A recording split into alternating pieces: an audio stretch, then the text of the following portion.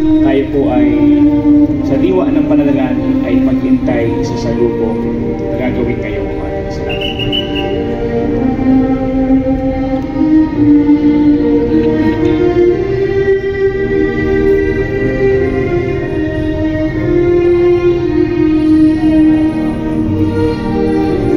Senyor Resurreksyon at ng mahal na Birheng Mariang Alegria. Palakpakan po natin ang muling pagkabuhay ng ating Panginoon.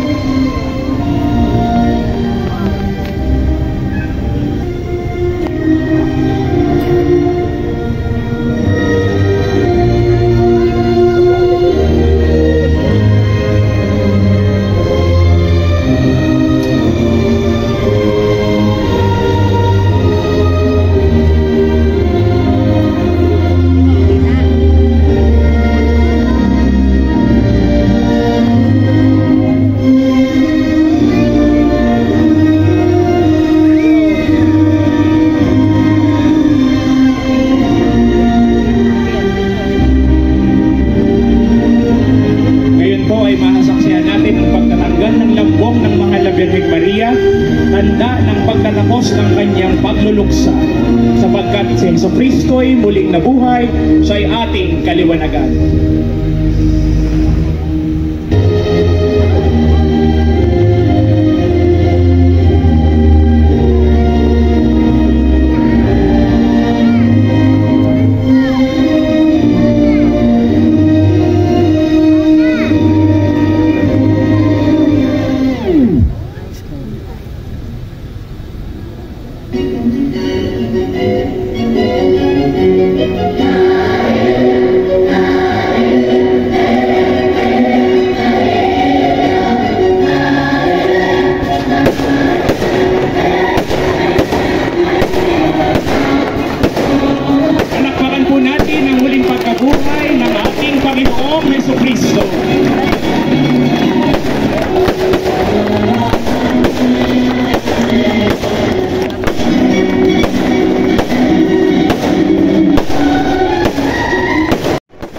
So yun guys, papa-fireworks na sila, tapos na nga yung salubong, sa pagtanggal nung belo ni Mama Mary na itim. So after this ay may misa.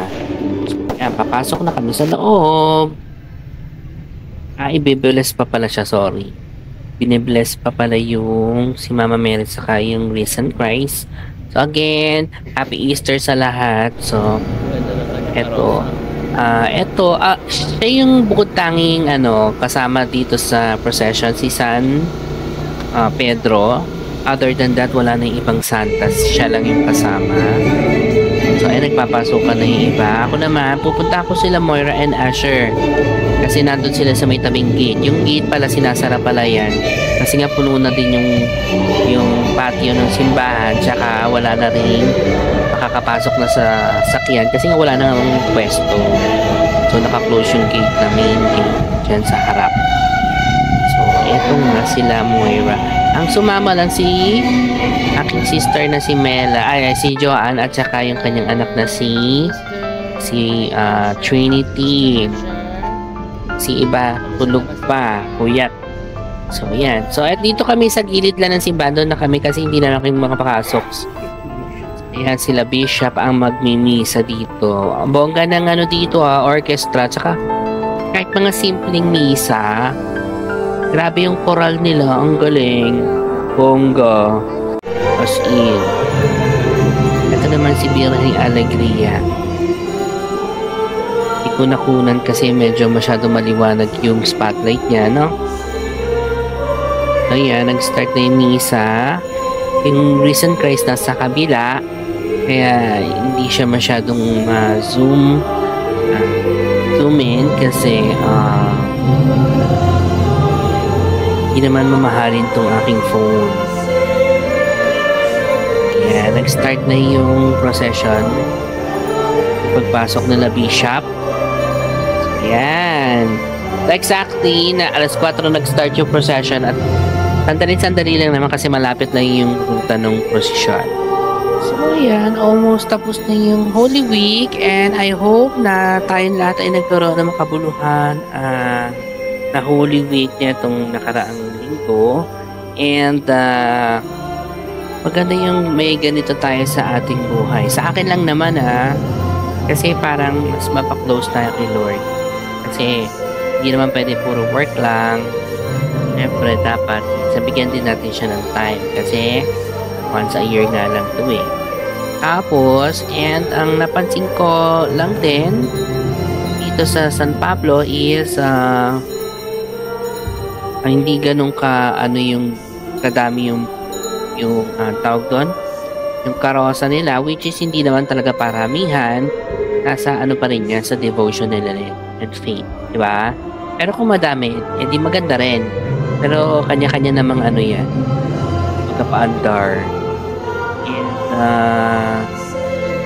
ang dami talagang tao na shock talaga sa San Pablo. And next year, kung wala tayong invite na i-procession ang aming Mater de la Rosa, we can try yung ibang naman location for Visita Iglesia. So, yun lang. Sana naging sana napanood yung iba naming video. Don't forget to subscribe. And lagi tayo magdadasal. And huwag ka na magdadasal dahil may kailangan ka. Dapat humingi ka muna ng tawad at magpasalamat sa lahat-lahat. God bless us all. Happy Easter to all. Mga kaaw-aw. Ayan si Moira inaantok na. Okay, bye-bye.